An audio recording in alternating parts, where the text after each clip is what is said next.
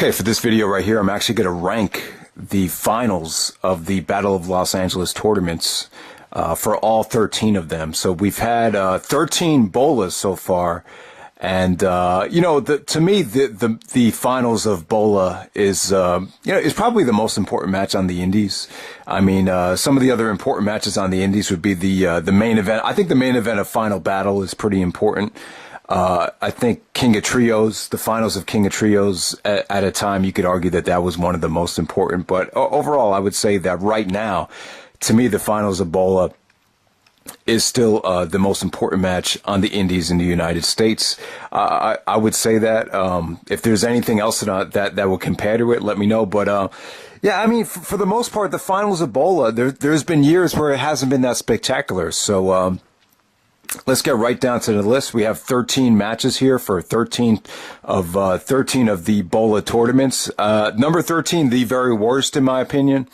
It's still a good match. I wouldn't say it's awful, but I would say it was the most underwhelming and the most dissatisfying for the live fans that were in attendance that night. And that would be 2010, which is ironic because Hiro, who's in the finals, had one of probably the best Bola match ever against Akira Tozawa earlier on that night. So at number 13, we have Joey Ryan taking on Chris Hero in the finals.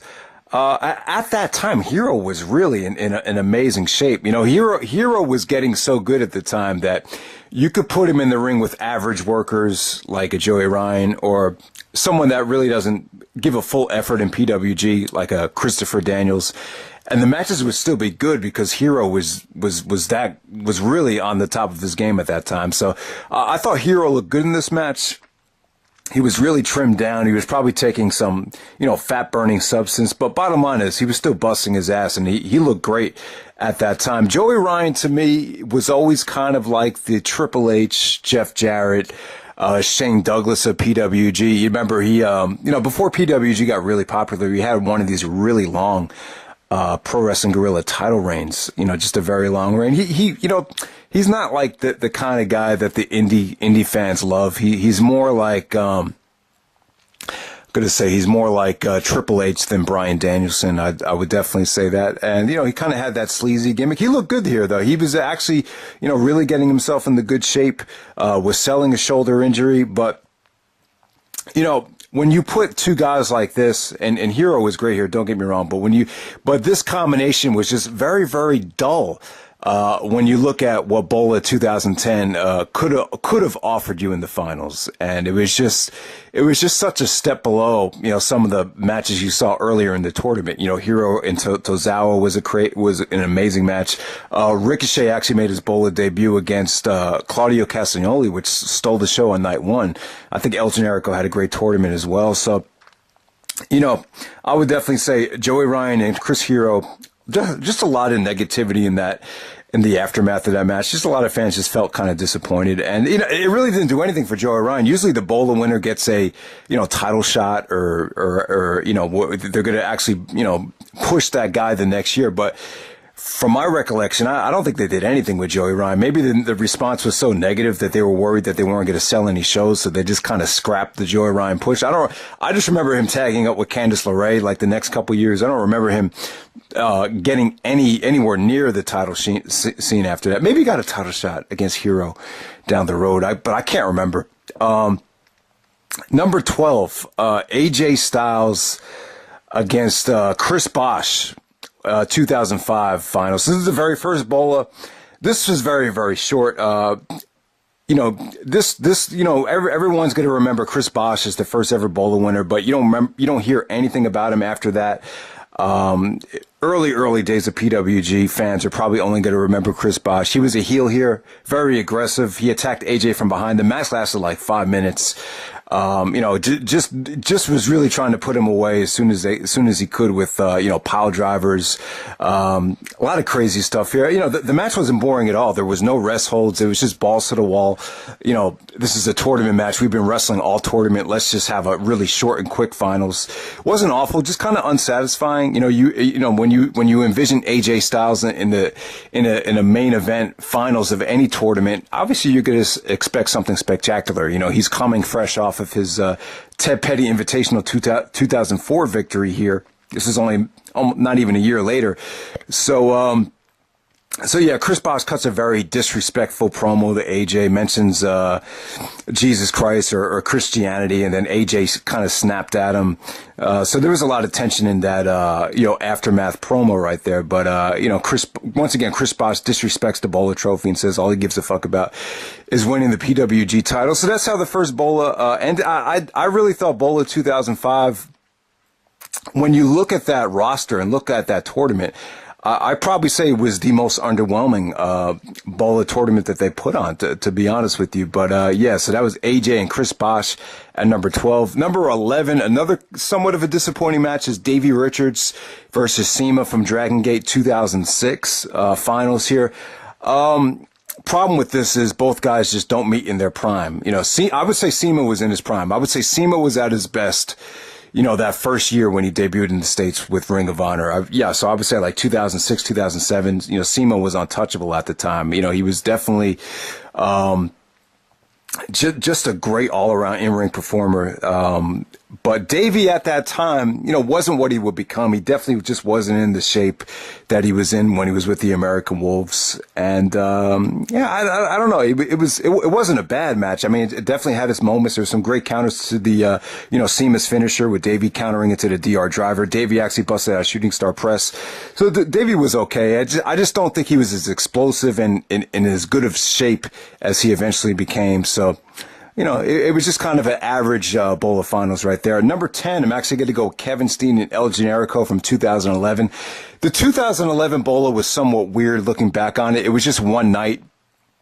They actually, I think someone told me this in the review. If you go back and watch my review of it in the comment section, someone mentioned that because, a couple guys were going to the WWE, maybe it was Cesaro and Hero, or maybe even El Generico. I can't remember exactly who it was, but they scrapped Bola that year and just replaced a regular show with a one-night tournament of Bola. And that's why it was so short. But, it was a short and sweet and good tournament. I think Bola 2011 was very underrated looking back on it. But the finals ended up being Kevin Steen and El Generico. This is the first time they met since Final Battle 2010. And it was kind of a light went off with PWG, and they realized that, people still want to see Steen versus Generico, even though it's kind of been done to death. It's probably the biggest feud ever on the indies. And PWG saw it as an opportunity to run and cash in on that feud. The next month, they actually had Steen Wolf, I think they had a ladder match or a guerrilla warfare match the very next month. So, but looking back on it, this was one of the shortest Steen versus Generico matches. Obviously, it's a tournament match, so had to be cut a little bit short, but it was still good though. It was explosive. Fans were into every single step of the way. Steen acted like such an asshole in the main event where he broke the El Generico's trophy. So definitely good stuff. I just can't say it's by far Steen and Generico's best work, because I think they were saving some of the best stuff for the very next month at Steen Wolf. So I'll put it at number 10. Most people probably going to argue that this should be higher. Number 9, I'm going to go with Roderick Strong, Johnny Gargano, and Ricochet from 2014. This was another stacked Bola. I remember the lineup was just amazing. I was somewhat disappointed at the time that guys like AJ and guys like Omega didn't make the finals, because that was an incredible lineup looking back on it. But the important thing to know about this match, I don't think this was a three-way dance where the first guy would get eliminated. I think this was just straight up triple threat match. They didn't do a good job of announcing those rules. So I think when the match ended, a lot of people were just kind of underwhelmed. But as far as talent goes, I think you could argue that you probably didn't have like a better talented finals than this right here with Strong, Gargano, and Ricochet. You could see slowly but surely they were trying to get away from the ROH guys like Elgin, Kyle, and Adam Cole. I think there was some contract issues going on with Ring of Honor at the time. So these were mostly, at that time, I think they were mostly Gabe guys. Even Roderick Strong was he was wrestling for Evolve at that time as well. So that's what this main event or that Bola kind of had in common, that they were mostly, Gabe Sapolsky, Evolve guys. But Ricochet went over here. like I said, this match had moments of greatness. It kind of got off to a slow start, but, when it picked up, it really picked up. I really thought this was an incredible combination here. But when Ricochet won, it was kind of like no one really expected that finish to come. And, the finals just kind of made you wanting more. But, that was the first time Ricochet won. He actually, kicks Gargano right into Teflon to get the victory. Strong turned heel in this tournament, turns heel after the match. And, Sick kicks Ricochet after he wins it.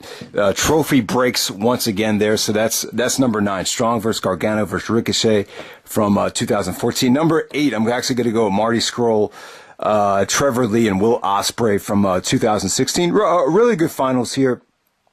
I just thought the finals was kind of somewhat disappointing compared to some of the other matches on the show. And to be honest, I just felt like I still feel this way when I did the review. I still feel like when Ospreay got eliminated, the finals definitely lost the crowd. It lost just a little bit of juice, but, give Marty and Trevor Lee credit here. They still wrestled their asses off, and they still put on a really dramatic climax to the finals right here. So Marty goes over with the crossface chicken wing. Very emotional stuff. This might have been probably the most emotional aftermath. You could see Marty in tears when Trevor tapped out. Because by this time winning Bolo was just such a huge deal. So I'll put that at number 8. At number 7, I'm going to go with Adam Cole and Michael Elgin from 2012. If you watch this match back, you'll see Elgin was in a lot better shape back then. In 2012, that was probably Elgin's best year in the States. That's when he had the matches with Davey and Steen, and then he had a really incredible bowler that year. And wrestles Adam Cole, puts Adam Cole over. Adam Cole, this is kind of like the metamorphosis to him turning heel on the Indies here. And I would say I think PWG booked Adam Cole better than Ring of Honor did. I just felt like they were a little bit quicker.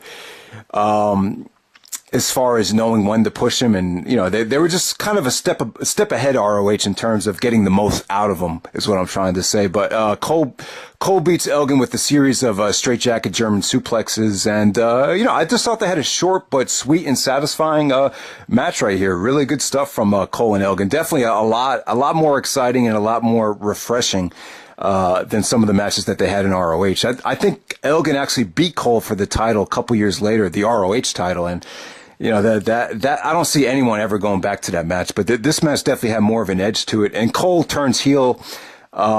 Really cuts a great promo here at the end about how he's sick of being called the future, and the future is right fucking now.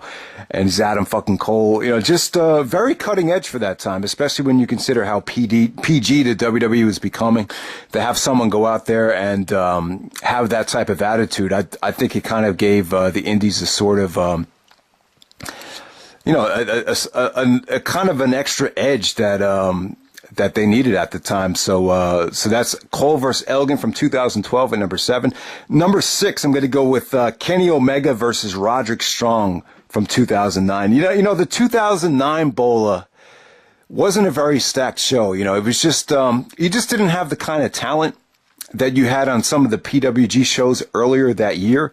But when you look back at 2009, you didn't really have much talent other than Omega, Strong, Shelley, and maybe El Generico. I remember Austin Aries was injured for that bowl. It just, I don't know, that tournament just really didn't age well, to be honest with you. But Omega versus Strong, this match didn't age that well either. I would say it's a good match. I kind of overrated it when it first happened. I remember me and Big Rat 310, we actually reviewed that tournament together. And, I think I kind of overrated this when this came out. You could definitely tell watching it back that Omega and Strong just got a lot better since then. Definitely Omega did. Omega, if you watch this match and then you watch some of the matches he had with Okada from Wrestle Kingdom, it's, you could just tell the guy really toned up and just got a lot crisper and just much better all around since then. But, Omega was still good, and Strong was still trying to find his identity. He had lost a lot of weight around this time, so he was still trying to get used to his new body and new look.